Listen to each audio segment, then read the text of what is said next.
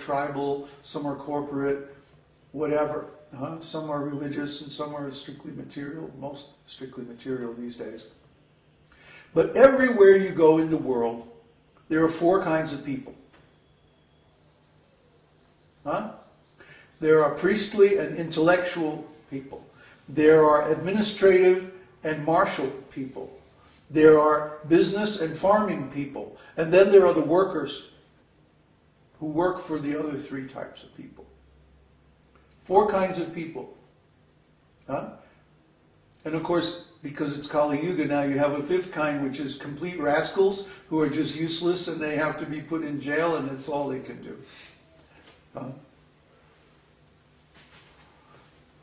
But everywhere you go in the world, doesn't matter what kind of social system, doesn't matter what kind of ideology, what kind of philosophy, what kind of religion, you will find these same four types of people everywhere you go.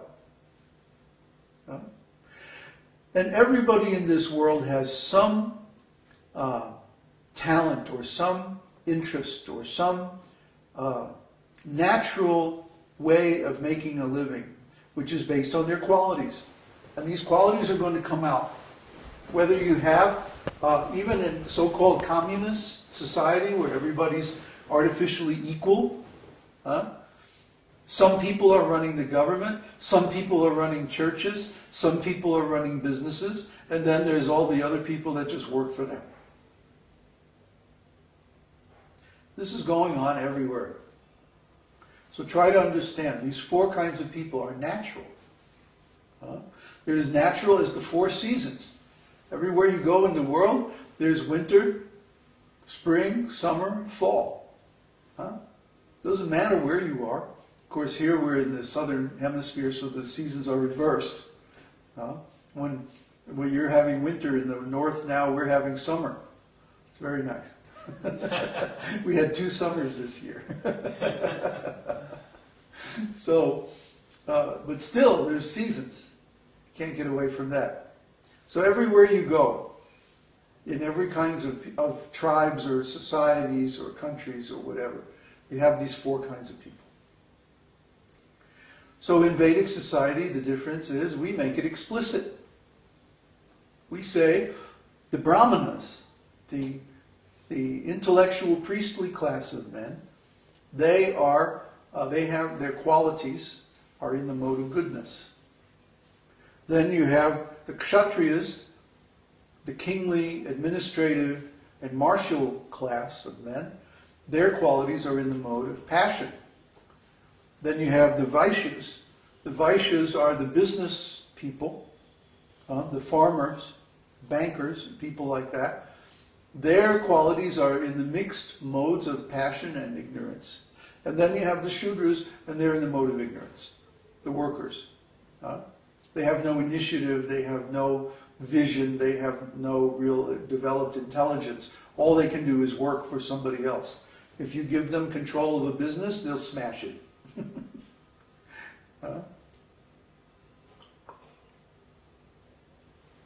But we make this explicit, and this science is explained in Bhagavad Gita chapter 15 through chapter 18.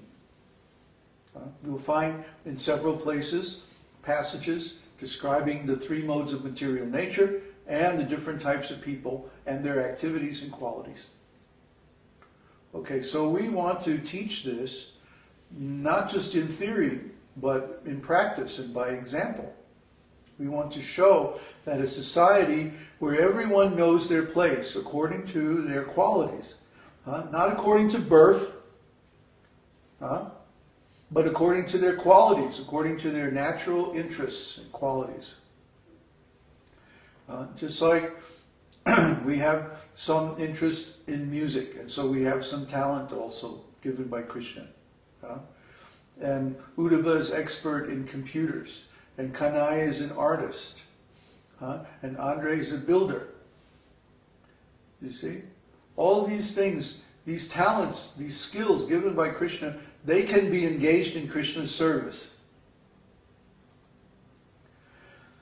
So all we have to do is have a class of brahmanas or intelligent people who know how to extract the meaning of the Vedas and apply it. And then they work together with the Kshatriyas, who are administrative, talented people, to implement that vision in society. And then they work together with the Vaishyas, who are the business-oriented people who can finance it and fund it. And then they work together with the Shudras, who are the labor force, who can do all the work to make it happen. When the four classes cooperate like that, then the society is very nice, very successful. And when there's class struggles in between these different classes, then the society fails. Or if there's some artificial idea of nonsense equality, everybody's equal, then it also fails. No, nobody's equal. Everybody's unique and different and individual. There's no such thing as two people who are equal. Maybe we're equal in the sense that if we engage in devotional service with whatever talents and energies Krishna has given us, we can all attain enlightenment. We can all attain pure devotional service. But the means by which we do that are always going to be different and individual in each case. That means everyone requires the advice of a Brahmana. Everyone requires a spiritual master, so that they can understand how to engage their particular individual talents, interests, and skills in such a way that they please Krishna by their devotional service. And how is Krishna pleased? When we engage 100% pure devotional service, and we don't keep any separate interest from Krishna, but we give everything to Krishna. See? This will be the basis of the next civilization on this planet. Or actually, it's the eternal civilization. The Vedic civilization is always there. It can never be destroyed because it's specifically protected by Krishna. It's Krishna's interest to see that this civilization remains, so that the living entities that he chooses can come back to him. You see, that's Krishna's interest, because when those living entities engage in devotional service and they come back to him, then Krishna enjoys. Krishna wants to enjoy just like we want to enjoy. So therefore it's his interest to keep this Vedic culture going. And so if we give everything to this Vedic culture, guess what happens? We survive no matter what happens. Just like the sages and King Priyavrata. King Priyavrata was protecting the Vedic sages. But it came to the end of the millennium, the end of the Manu, the Manvantara. Every 72 yuga cycles is the end of the Manvantara. And there's a tremendous devastation, a flood, that wipes out all the earthly planets. So Lord Vishnu came to King Priyavrata in the form of Matsya Avatar, the fish. He was taking his bath in a little stream, and he found a fish, a beautiful golden fish. And the fish said, "Oh, king, please, this pond is too small for me. I'm going to get very big. You have to take me out of this pond and bring me to your palace." So the king was astonished that this fish is talking to him, right? So, of course, he orders his attendants to come with a water pot and take the fish, and they take him back to the palace. So then the fish grew, and it grew, and they had to put it in a bigger pot, and then a bigger pot, and a bigger pot, and finally they had to put it in a lake, and then he grew too big for the lake, they had to put him in the ocean.